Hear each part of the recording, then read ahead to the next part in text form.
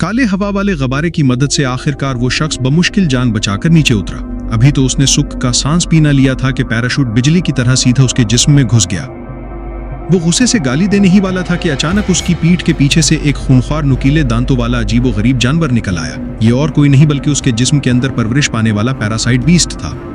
अभी दोनों वहां से भागने का सोच ही रहे थे कि पैरासाइट को अचानक खतरे का एहसास हुआ।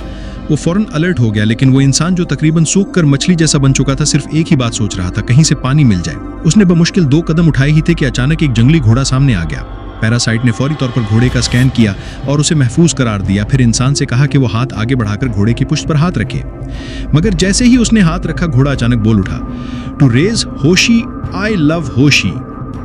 फिर वो एक झटके से 2 मोटे पट्टों वाली शाखें निकालकर उसे उठाकर अपनी पीठ पर बिठा लेता है। उसकी आंखों के सामने सब कुछ धुंधला हो जाता है और घोड़ा बिजली की रफ्तार से भाग पड़ता है। पलक झपकते ही वो हजारों फीट गहरी खाई को पार कर जाते हैं। बिलाखिर ये दोनों एक झील के पास पहुंचते हैं ताकि अपनी प्यास बुझा सकें। मगर जैसे ही वो पानी पीने लगते हैं, पहले से छुप कर बैठे हुए मुसल्लह फौजी अचानक उन पर हमला कर देते हैं। घोड़ा चौंक कर एक जोरदार झटका देता है और आदमी को सीधा पानी में गिरा देता है। फिर इंकशाफ होता है कि इन फौजों का असल हदफ वही पैरासाइट बीस्ट है। जैसे ही जाल उस पर गिरता है, पैरासाइट फौरन खुद को बदलकर एक मछली की शक्ल में बाहर निकल आता है और एक बड़ी मछली को निगल लेता है। फिर वो पानी से बाहर छलांग लगाकर एक मेंढक के जिस्म पर मुंतकिल हो जाता है और यूं हर बार जिस्म बदलकर बड़ी आसानी से फौजियों की गिरफ्त से निकल जाता है।